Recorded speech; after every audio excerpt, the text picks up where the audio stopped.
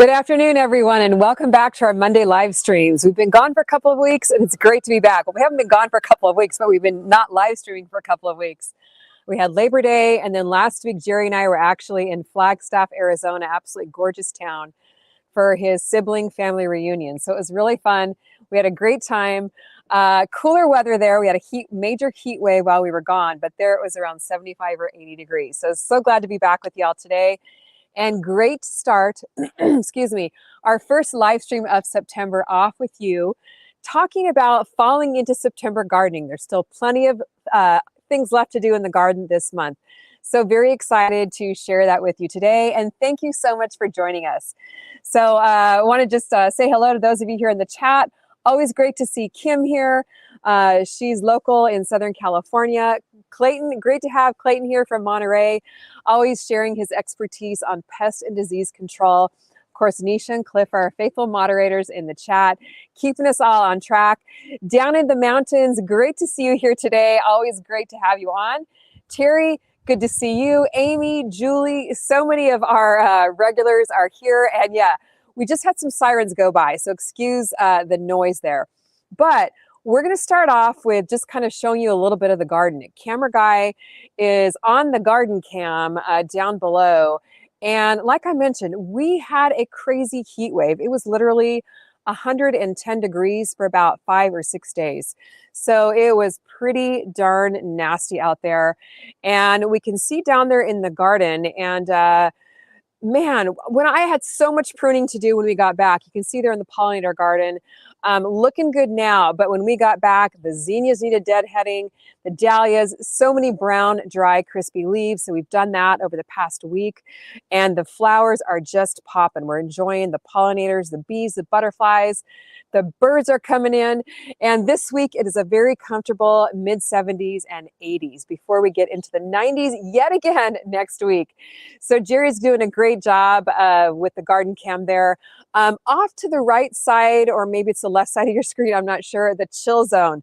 Wow, the cucumbers took a beating in the heat. Now, even with the shade cloth, with 110 degree temperatures, there was lots of pruning to do and lots of damage. But the shade cloth kept them alive.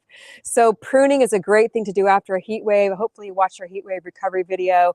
I also just planted some brand new squash seeds there in that kind of tomato cage type thing in the front, and some new peppers, because believe it or not, we've got about 6 to 8 weeks, maybe if we're lucky, 10 weeks of warm weather left.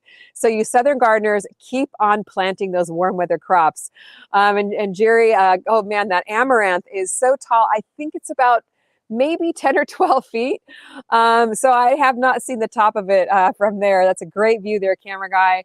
If you want to head over to the fountain planter, Jerry and I yesterday took out a whole bunch of dead plants that were along the backside of the planter. So it's looking good and trimmed up, but you can see there, we lost our sunflower. So disappointing. We lost it while we were gone. It was hot and windy and it toppled over. So we are going to be doing a video on that maybe on Wednesday. So stay tuned on how we're going to be able to use that sunflower stalk. But it was disappointing. So one of my favorite things about the garden is that tall sunflower, probably, I'm going to say about 15 feet tall. Now, one thing we're getting into now are the birds more and more. And what I did is I cut some of the old sunflower heads that were drying up, and we stuck them on top of the fountain along with some seeds, and really enjoying seeing the birds just kind of hop around up there. I don't think there's any down there right now. Yeah, we've been having fun doing that. So basically after your heat wave, pruned, replanted, we fed everything. So it's going to be bursting back into life here, hopefully. We've got a little window of opportunity. Even planted some new peppers there. We are harvesting peppers like crazy right now. Harvested a whole bunch of jalapenos last night and made jalapeno poppers. They were absolutely delicious. So we've trimmed and pruned up the smart pots, fed everything with Monterey's fish and guano, and really loving how the smart pots are keeping everything aerated and cooler in the hot temperatures. And then coming up to the hill here, the tomato trellises did extremely well in the heat. Of course, the whole hill was covered in shade cloth, but everything's been trimmed, pruned, and fed. And we've been harvesting tomatoes like crazy. So really enjoying that here at the end of the summer. Wait a second, it's actually coming on into fall. And I think maybe camera guy is heading up the hill, or it might be kind of hard to get up the hill with that camera. And of course, we have to finish here on Mac, our faithful garden dog, which, by the way, you guys, unfortunately, Mac is losing his hearing. So we have to call him very, very loudly. He doesn't quite always respond. So I don't know if any of you have been through that with your dogs. His health is still pretty good, but he's slowing down just a bit. And we do have to make sure he's really in tune with what we're saying. Okay, camera guy is heading up the hill now. He's taking the plunge. The sunflowers on the hill are doing great. Installed a couple more bird feeders. So you can see there's plenty to do in the garden in December. And I think we're going to get a nice little pan shot here of the garden, maybe, or camera guy I think is going to go up the hill. So thanks to camera guy for giving us a little mini garden tour. The hill was really overgrown after getting back, being gone for 5 days. So yesterday I pulled back and tied up lots of the dahlias that were kind of flopping over, the sunflowers, the salvia. Everything just needed like a good haircut, a good pruning, and a good old-fashioned garden once over. So it's looking good now, and we're hoping to get a lot more production out of the garden before the weather turns cold and some of the warm weather veggies start dying. So hopefully, fingers crossed, we'll get more cucumbers. We planted fresh plants, fresh peppers, and fresh squash. So maybe we'll have some more to harvest in the next couple of months. And we're just getting a ton of passion fruit. I think we've harvested maybe 40 or 50, given some away to friends. And we got to think of other things to do with passion fruit. We're just eating them like crazy for breakfast every day, putting them on top of yogurt, ice cream, and there's such an incredible treat. So everyone wave goodbye or hello to camera guy and thank him for giving us that amazing little quick mini garden tour. Hope you enjoyed that. I thought you might like to see the state of the garden after about a week of 110-degree temperatures. So all in all, really happy with how things worked with the shade cloth. We bumped up the drip irrigation, kept things well watered, and our team member Dana kept an eye on things while we were gone. And it just kept the garden rolling right along. So camera guy, a lot of people saying thank you and that they really enjoyed the little mini garden tour. So yeah, 808 ladybugs, passion fruit juice. I think I will do that. It is a little bit labor intensive, but I'm going to cut them open, strain them out, and hopefully make some passion fruit juice or maybe passion fruit jelly. So Smart Pots is here in the chat as well now. Hello, Smart Pots. Great to have you here. And let's jump into our first thing to do in September. Now, let me back up just a little bit. September can be a lot of ups and downs as far as temperature goes in the garden. It's almost fall, but not quite fall. Northern gardeners, you might be getting some really cold nights. In fact, I think I saw on Cliff's Instagram that he was out mowing his lawn and it was 39 degrees. So that's crazy. It could be dipping down close to freezing at nighttime. And then maybe in the daytime, warming up in the 70s and 80s, even into the 90s for you southern gardeners. But I know fall is such a pleasant time of the year. Hopefully for the most part, the heat waves are over and it's just so much nicer to get out in the garden. It's amazing how things start bursting into life when the temperature drops under 90. I mean, we've got new blossoms going on some of our tomatoes with the good feeding. You could still get some more crops out of it, but you do have to keep an eye on things. So I think the biggest thing to do this month, if you haven't yet, we've done lots of fall garden videos, but if you haven't yet, just get your fall garden seeds out and get those cool weather veggies planted, pretty much no matter where you live. And I'm going to be giving tips today on northern gardeners. And by the way, let me just define what I mean. I always talk about northern gardeners as those who live in the northern part of the U.S. who have winters, actually, who have cold winters, hard freezes. It definitely gets down below freezing and maybe stays below freezing and even below zero. Those are gardeners that I characterize as northern gardeners. You southern gardeners, for the most part, have frost-free winters in southern zones and areas of the U.S. And a lot of times us southern gardeners, I'm in Southern California for those of you that don't know, can grow those cool weather vegetables in the wintertime. In fact, that's really the best time to grow them for us. So northern gardeners, if you haven't yet, you can still get some seeds going.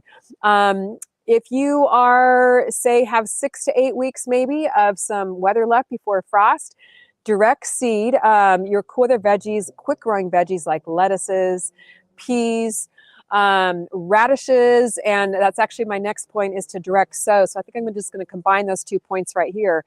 Yes, Cliff definitely has his hand raised as a northern gardener. And Jerry, if you're back in the control room, you can pop up the PDF there of the fall seeds. So I've had my fall seeds started for a little while. I start them indoors at this time of the year because it's way too hot to grow them outside. They're indoors under my grow lights as we speak, doing really well.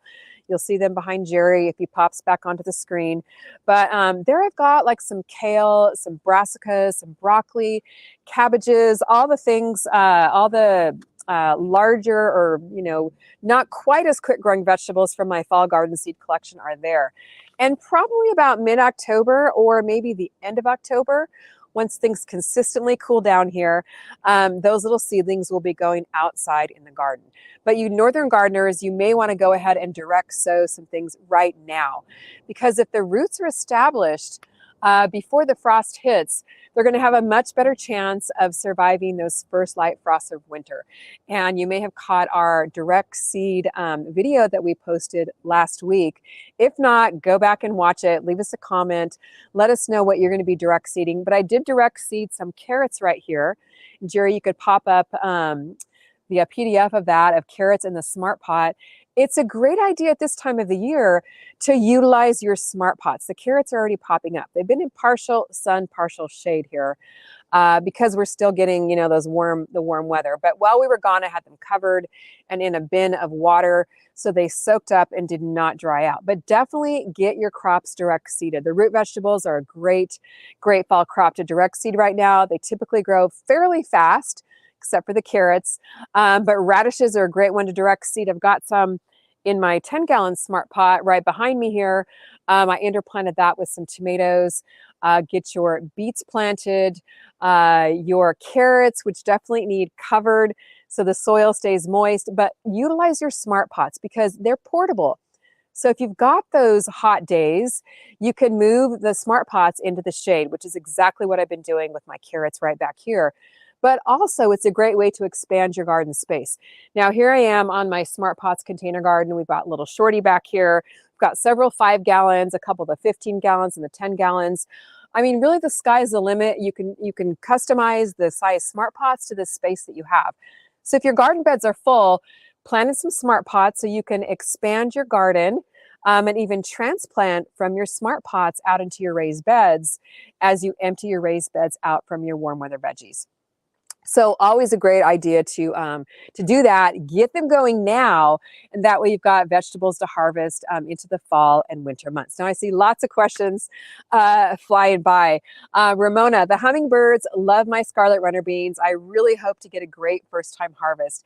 Isn't that a joy, Ramona, to see the scarlet runner bee or the scarlet runners filled with the hummingbirds? I love to see that. It's so much fun. And the runner beans grow so fast. I have a feeling you're going to be able to get a first harvest before you get too cold. And actually, my runner beans, some of them made it through the winter last year because we did not have a very cold, super cold winter. So I don't know if you'll be able to do that where you live, but Southern gardeners might be able to even overwinter your runner beans. Tina G, question, do you ever eat scarlet runner beans for the raw beans? I just found one on the ground. Darn squirrel from Tina. Tina, I never eat them raw. I mean, I suppose you probably could. I just prefer them cooked or to harvest the beans themselves. And then we've got some dragonflies and pollinators flying by behind us, so watch out for those. Or I harvest the beans if they get a little bit large and then can rehydrate them to use in soups and recipes. So they grow so fast, sometimes they just outgrow them before I'm able to harvest them young. But they are probably one of my very favorite beans because they're nice and tender if you harvest them at the right time. They're delicious. And I've got seeds in my bean seed collection. And by the way, we are having a 30% off sale, which applies to all seed collections, the CaliKim Smart Pots, my books, and the little shorty. And tomorrow's the last day on that. Use the code heatwave, so run over and get yours before the sale is finished. Patricia, I've cleaned out my 100-gallon Smart Pot, and I think it's going to be my root vegetable container. The 100 gallons are amazing and really would be perfect for root vegetables. You get a lot of root vegetables planted in there. And even in your southern climate there, Patricia, it'd be a perfect size to put posts around it and then cover with shade cloth if need be when you get those hot days. But I love planting root crops in Smart Pots because a lot of times with carrots and beets, turnips, even kohlrabi, although kohlrabi grows above the ground, if they hit obstructions in the soil, they're not going to be near as straight, they're not going to get near as large. And with Smart Pots, you can really control the soil that you're putting in. It's nice and loose, it's easy to keep moist and watered, and in my opinion, it just does really great for the carrots, beets, and other root vegetables. So highly recommend you growing in Smart Pots, and all about that in our root vegetable video. Okay, Sheila, great to have you here. And Sheila's question is, does Smart Pots also work great for bringing inside when the temperature drops down at night and then taking back outside during the day? And I'm so glad that you mentioned that, Sheila. That's a really great thing to be doing right now too, is always keeping an eye on the weather. And then plant some things in your Smart Pots, even grab some of your herbs out of your garden right now and propagate them. Put them in the 5 gallons. The 5 gallons are perfect for portability, for moving them in and out of the house. And that way, when the weather's dipping down and it's too cold for them, just pop them inside your back door and then bring them back out during the day.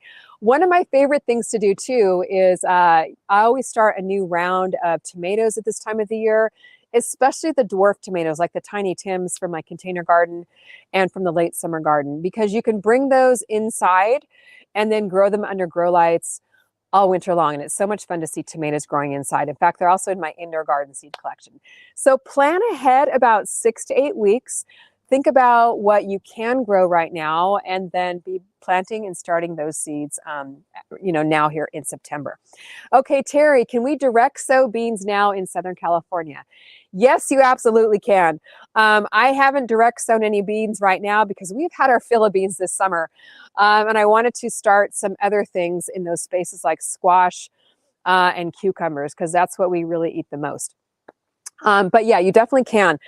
Beans grow like 6 to 8 weeks from seed to harvest. And in California, we've got at least that of warm weather. I would highly recommend you plant some. Again, put them in some Smart Pots. They grow beautifully in 5, 10, 15 gallon. The larger the Smart Pot, the larger the amount you're going to be able to plant. And then that way you can move them into the sun and into the shade, depending on your situation, although they can take the hot sun. But keep in mind that this time of the year, we're already seeing it in our garden, the angle of the sun is lower in the sky. So our house, for example, casts a shadow on our garden. So we're already getting less hours of sunlight. So just kind of keep that in mind when you're thinking about what to plant. And also, it's getting dark here now about an hour and 15 minutes earlier than it is in the peak of summer. And the sun is coming up later in the morning. So less sunlight in the garden means you might have to make adjustments to where you're planting and what you're planting. Eric from Smart Pots, great to have you here. My neighbor keeps their tomatoes and peppers right outside of their garage door, and I think their pots are on roller saucers. Smart way to bring in a lot of large plants quickly. That is very smart gardening. I really like that. And the roller saucers are a game changer. I installed those in our, once we finished our deck here on my Smart Pots garden, and I cannot tell you how much easier it makes to move things around. These ones I have actually have little drainage holes that you can plug and unplug. So you can control the watering and move your Smart Pots around. It is a bit of an investment, but for us, our deck was a big investment and we didn't want to have wet things sitting on the deck continually, and it's just made life so much easier with transporting the Smart Pots back and forth across the deck, moving things around. So highly recommend that if you can make that investment. And I think I have the link in the video description. So if not, I'll try and remember to pop it in after that. Okay, we actually are going to move on to keep on popping your questions in the chat for me, for Smart Pots and Monterey. They're both here to answer your container garden questions. If you have a size of what Smart Pot should I grow for this vegetable, Smart Pots can help answer that. If you have a pest and disease control issue, Clayton from Monterey can help answer that, and I'll answer what I can as we go along too. So Cliff mentioned about garlic, and that's actually my next point here on the outline is about planting garlic. Thank you, Jerry, for popping that garlic up. So now is a really good time to start thinking about planting garlic. For you northern gardeners, you want to plant it a couple of weeks, 2 to 3 weeks or so, at the minimum before your first frost date. And the reason for that is you can get the garlic roots established in the ground, in a container, or in a raised bed. And that way it can get good and established before the first frost. Get it in there before your ground freezes solid, that's for sure. And then you might see a few little green shoots there in the fall or in the early winter. And then garlic will take a nap for the winter time. And some people say, what in the world is happening? My garlic isn't growing. It needs that period of chill, of winter dormancy in order to grow nice, excuse me, nice garlic bulbs. And I've got videos on how to plant garlic. Did you guys know, by the way, that I just looked the other day, we have over 1,600 garden tutorial videos on our YouTube channel. So if you have a question, just type that in the search field there on the main page of our channel, and it will most likely pull up a video on that topic for you to watch. So we're all about providing you with the resources you need to grow your own food. So we do have several videos on garlic, including some on garlic for southern gardeners. Now, a lot of southern gardeners ask me, can I still grow garlic in the southern climate, even though we have warm winters? And yes, you absolutely can. There's some ideas or some tips on our video on how to do that. But the thing you want to do with garlic in a southern climate is I definitely prefer and recommend planting in smart pots because we do have those random hot days. So that way that's portable. You can pick up your smart pot. I mean, this 5 gallons are so easy to move. This is full of soil and wet, and it's a little bit heavy, but you definitely can move it. So that way you can pick it up and move it into an area that's shaded to protect it from our random hot days in the wintertime. And I also recommend mulching it heavily, whether you're in the south to protect it from the heat or in the north to protect it from the cold. So mulch will work either direction, from the cold or from the heat. But you want to plant your garlic the flat side down, the pointed side up, because the pointed side is where the shoots are going to come out and the flat side is where the roots are going to come out. So you plant garlic in the fall. Northern gardeners, you could start planting it in a few weeks to a month, a few weeks before your first frost. Southern gardeners, I usually get some going towards mid to end of October, and then you'll be harvesting it the first of the summer or midsummer, depending on where you live. So definitely something to do. Now, if you have garlic that you grew last year, save a couple of those bulbs, or the cloves, if you have bulbs, I guess, if you haven't eaten them yet. So Nisha got, I think up there it said 45 garlic bulbs. Yes, it was a very good harvest. So save some of those, and then you can plant the cloves, the individual cloves again, and just keep on regenerating your garlic year after year, because each individual clove turns into a new garlic bulb. So that way you can repeat your harvest and not have to buy garlic bulbs, sorry, I always get bulbs and cloves mixed up, at the on the online seed shops. I've grown organic garlic before from the grocery store, like pick some up at Trader Joe's, and that also does the trick too. Okay, Julie, last year I learned to cover my smart pot with a mesh screen immediately after planting my garlic cloves. Very good idea. Didn't at first, and some critter stole several to munch on. So great idea. Always be thinking critter protection, and we're going to be getting to that in just a moment. So great idea on that one. Okay, Lisa Phillip, I also read someplace where you can freeze garlic planting bulbs to make them think they're in freezing weather. Not sure how this will turn out. Okay, Lisa, great point there. That's actually in our garlic tip video for Southern gardeners. I've done that before a couple of years. I don't really know if it made a huge difference or not, because I don't always get super big garlic bulbs or cloves because of our warm winters, but it's definitely worth a try. You just pop them in the freezer for a couple of weeks before you plant them, and it does simulate kind of that cold climate. So definitely worth a try.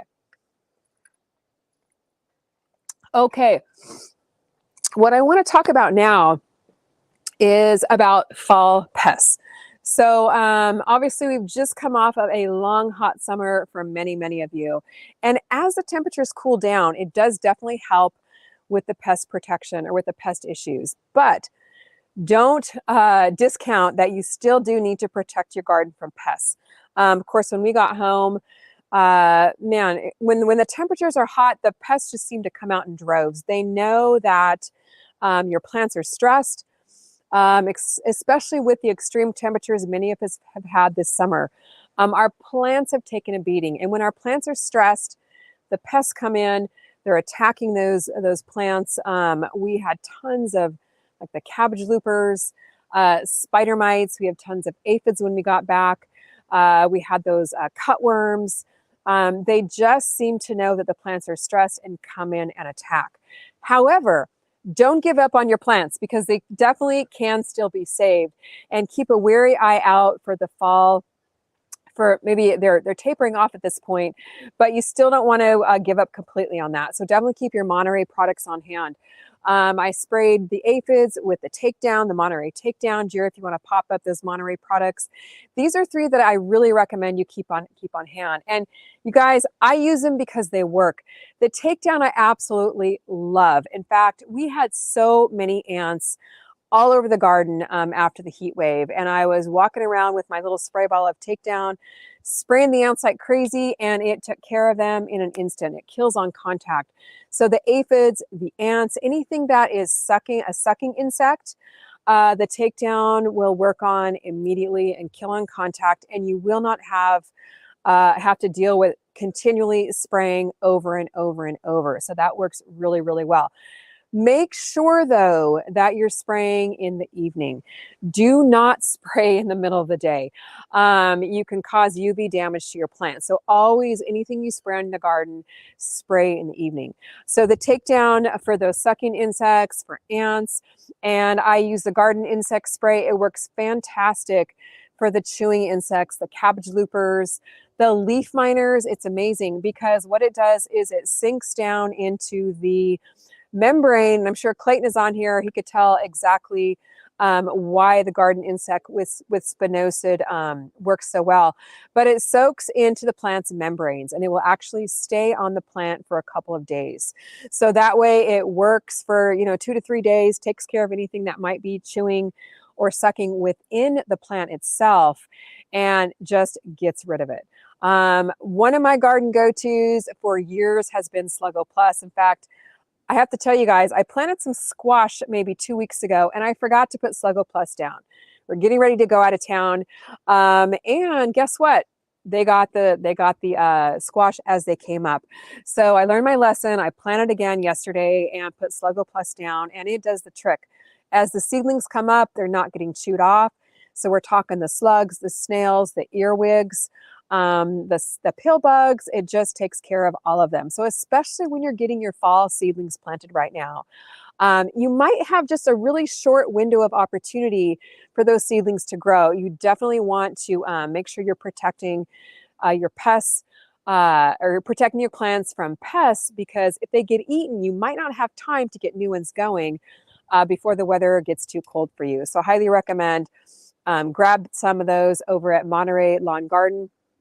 lawnandgarden.com, and I've got the links there in the video description. But it really does help. I think this year we haven't had near as many pest and disease control issues because of the Monterey. So let me know here in the chat, are you still dealing with pests? Is the weather cooling off enough to where you don't have as many as you used to?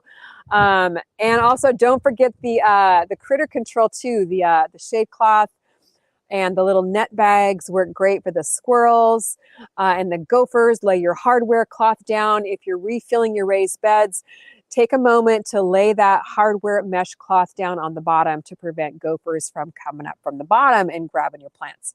Sabrina, always great to see you on here as well. I started my fall garden, broccoli, verde cauliflower, which is one of my all-time favorites, and the Brussels sprouts in my raised bed. Once harvested, how do I get my raised bed ready for spring? Great question there, Sabrina. And what I like to do, my raised beds are kind of always planted. We don't have really time when they're not planted. But after you've harvested everything, what I would recommend doing is going ahead and laying down a layer of compost.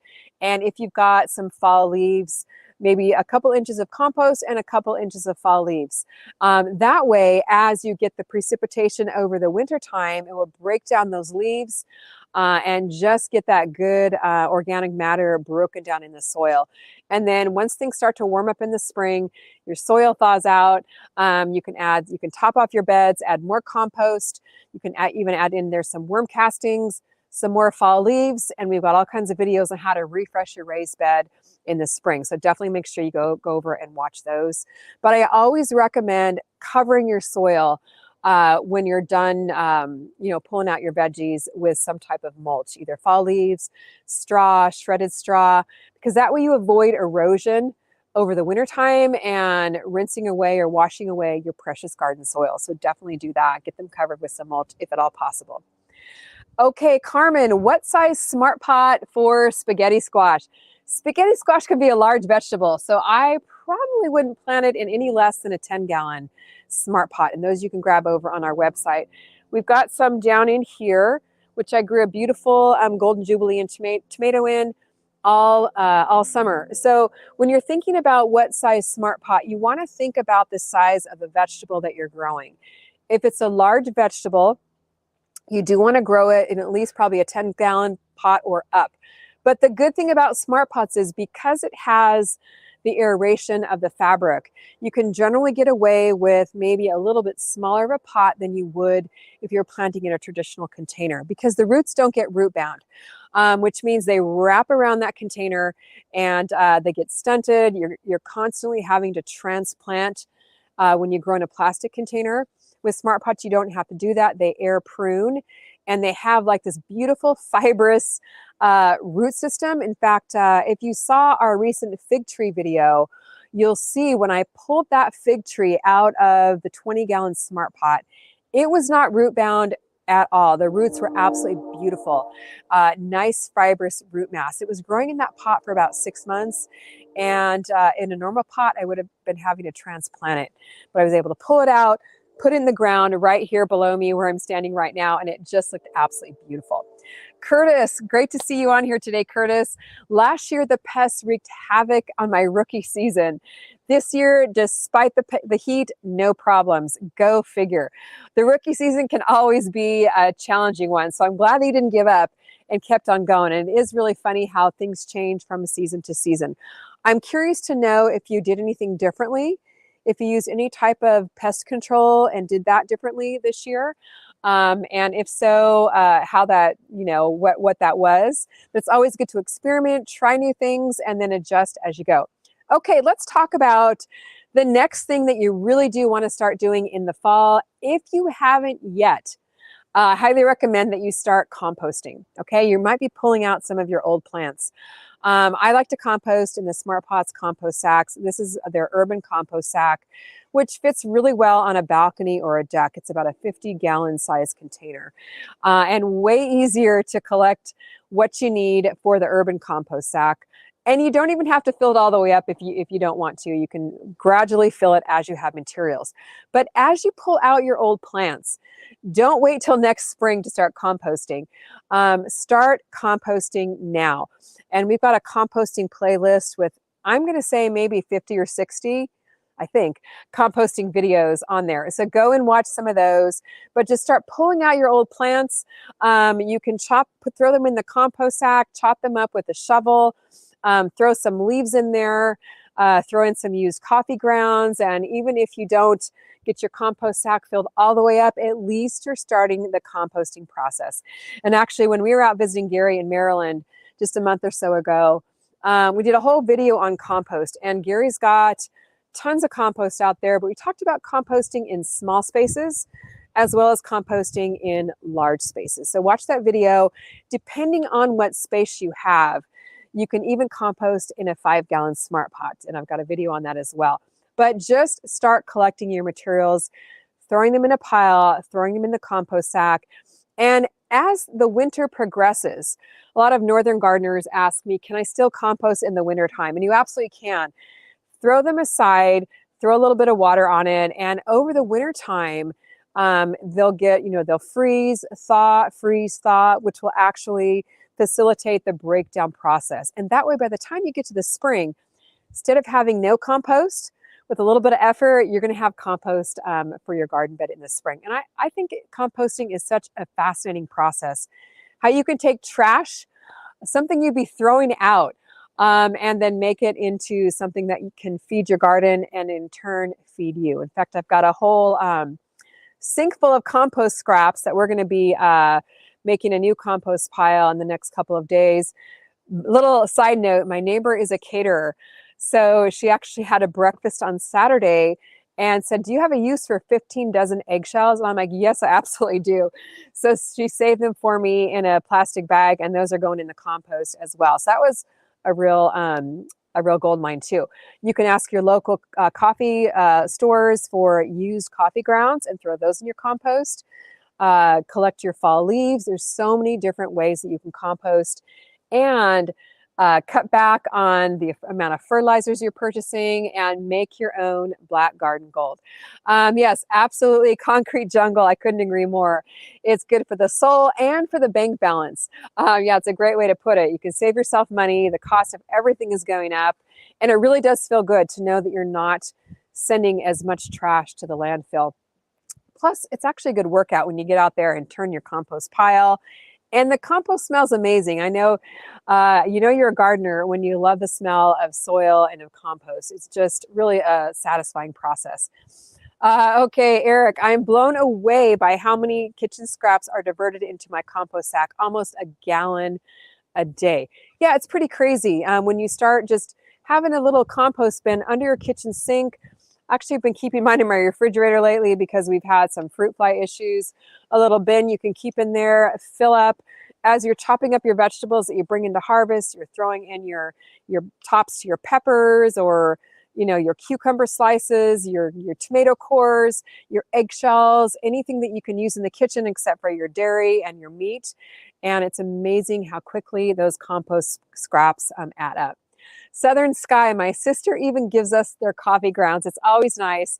They feel like they're contributing to my garden growth. Yeah, it's good for other people too to feel that way. And then you can in turn thank them by giving them some of your beautiful garden produce. So it's just such a satisfying feeling knowing that you're making your own black garden gold. So highly encourage you to do that. Nisha, couldn't agree more. When you start composting, you'll never go back. You're always looking for those little scraps. Even if you go to someone else's house and they're chopping up salad and you see them throw it in the trash can, you might be cringing and saying, oh, here, I'll take those from my compost pile and take it home. Let me know in the chat here if you're a little bit intimidated by composting, because that's okay too. I felt the same way before I started gardening, seriously gardening. My sister was over who had gardened for a long time. This is probably 15 years ago. And she actually was the one that taught me how to compost. And that, by the way, was one of our very first videos on YouTube, because I was turning the pile that she had showed me how to make. And Jerry came out and said, what are you doing? Me and my friends are filming a viral video, or who can see the most views. And I was turning my pile. I said, well, here I am, my first compost pile. And that's how we uploaded our very first video, funny enough. So it does kind of have a soft spot in my heart there, compost can. So let me know in the chat if you're a little bit intimidated by it. And I want to encourage you to just dig right in. Even if you're not building a huge pile, at least you're composting. And just throw it in a pile, let it rot. It may take several months to break down, but it will break down and you'll have some black gold for your garden. So one of my very favorite things to do in the garden. So just jump right in. Okay, cooking with Rod. How are you doing today? How do I treat powdery mildew? I have a container garden on the 17th floor, a sky garden. Wow, that's awesome. I love it. You will want to, number one, when you first plant your plants there, you want to drench the soil with Monterey's Complete Disease Control. I've had much less powdery mildew this year because I did that at the beginning of the season.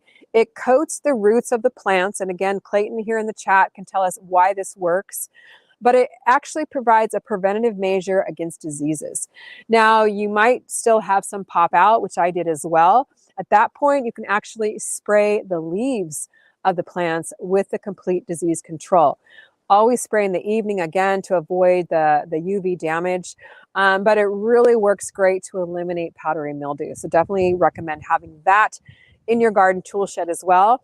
It's also effective against the powdery mildew is what's considered a soft disease that's on the leaf itself. The hard diseases are actually part of the leaf themselves, like your tomato spot diseases. And it can also be effective against stopping the spread of those type of diseases too. So we've got a whole video on controlling diseases in your garden. Go back and watch that for all the info. Okay, Elysian Boyle, great to have you here, Elysian. Hi, Kim. I have a question. I grow in plastic tote containers. It's awesome. I live in Western Pennsylvania where I have harsh winters. Do I empty out all my totes and put my soil in my compost pile? Okay. Alicia, what I'd like you to do, I'll explain here, but go back and watch my soil videos. I've got a couple great videos on how I never buy soil because I always save my soil. That'll give you some good ideas on how to save it.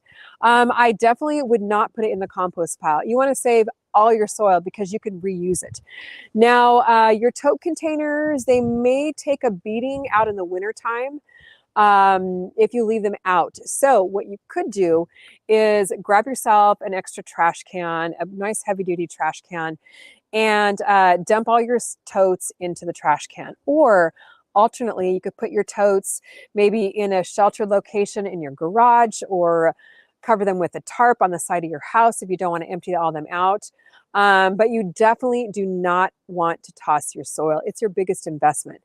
And then in the spring, you can re-amend your soil with compost, worm castings, top it off with some potting mix, organic fertilizer, and grow in the same soil that you used. And in this way, you can save a ton of money, and you'll never have to buy soil again once you make your first initial investment. So hopefully that helps, but do go back and watch our soil videos for some more ideas on little nooks and crannies you can save your soil in your garden. Okay, Carmen, thank you so much for your honesty. Compost is intimidating to me. I don't want uninvited critters, and I totally hear you on that one. We've got rats and squirrels in our garden, and that's one thing that we don't want to have around. Now, what I highly recommend, another reason why I recommend the compost sack, and I forgot to mention this, is that it now comes with a fitted cover. And I think that's absolutely genius, because the fitted cover, what I found is I put the fitted cover over my compost sack, either put like a brick or clip it onto the sides. It is a critter barrier. They're not going to climb inside there. They can't get inside there, especially if you clip it on or weight it down. So we do have rats in our garden, but I don't think I've ever had a rat in my compost during the time that I've used the compost sack with the cover. So it definitely helps. And if you get a lot of fruit flies, the compost sack is great for that. One thing I found to really help cut down on the fruit flies is when you add your kitchen scraps, also add a layer of soil or shredded leaves on the top and kind of mix them in a little bit. And this really does help keep down on the fruit fly issues. I've even composted right here on our deck, and we didn't have any issues with critters or with fruit flies when I had that cover on. So it really works great. Okay, thank you so much. Smart Pots, the Smart Pots Urban Compost Sack is compact at 50 gallons. Or try the 5 to 10 gallon Smart Pot if you have a very small space. And you can make a cover for that very easily out of a heavy duty plastic. So smartpots.com has those. You can use the code CaliKim over there. Or I forgot to mention, use the code CaliKim10 over at Monterey for a discount on their products too. Now, before I forget, I wanted to mention my new book. I think a lot of you were on our live stream about a month ago, but it is coming out Christmas Eve, and I'm so excited about it. It's going to help you garden smarter, not harder. It's called The 10-Minute Gardener. And it's all about time-saving tips so that you can have a life and a garden. So if you haven't pre-ordered yet, we're offering 2 bonuses for pre-orders: a free digital garden guide and a $10 coupon to our website. So you can find all the information over at CaliKimGardeningHome.com. Make a great Christmas gift. So you can order one to send to a garden friend as well, just in time for Christmas and for New Year's. Amy, thank you so much. Pre-order your book. I can't wait to get it. I'm very excited about this one because there's actionable steps. It's divided down into tips, which you can just open up and say, do I want to do a 10-minute tip today, or a 5-minute tip, or an 8-minute tip? And it'll really help you make good use of your garden time. Okay, Jen Van Brunt, I subscribe to a compost service. They pick up the scraps and deliver it finished. Wow, that's great. Bagged local compost. When I reach 40 pounds in my compost bank, it saves me trying to keep the dogs and other critters. So that's wonderful. Check around to your local municipalities or local services around town and see if you're don't have the space or don't want to compost, check that out as well. So great thought on that. I never even knew that existed. So that's why I love the live streams, is because we get to hear from gardeners all over the world and see what resources you're using to make gardening work for you. There's lots of different ways to do it. Okay, we're going to wrap up the live stream in just a moment after a few more comments here. Connie, great to see you, Connie. I have a tumbler and I love making compost now. This fall, I'm trying leaf mold for the first time. That's awesome. I believe on the Gary compost video we did with Gary, he shows his compost tumbler with leaf mold. So if you're interested in that, go over and check that video out as well. And one thing I forgot to mention is you can be planting and dividing some of your perennials in the fall. And watch our perennial video over the weekend. If you haven't yet, we've had several viewers mention that this is their all-time favorite video of ours. And thank you so much for that feedback. It's actually a long-form content video. It's 45 minutes long, but it's time-stamped so you can jump to the perennial that you're interested in growing.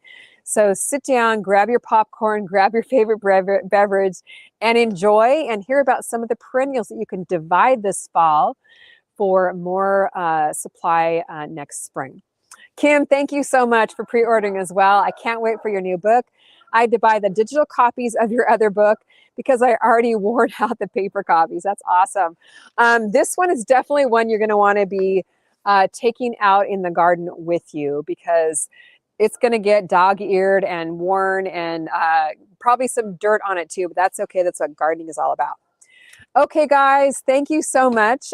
Thank you so much, Terry. Glad that you enjoyed the video. Lots of you all saying porch gardening with passion, how much you enjoyed the video. I appreciate that. So we're going to close out for today. What a great time it's been. Camera guy, thanks for the camera guy cam. You got it. Hope everyone enjoyed that. Very much.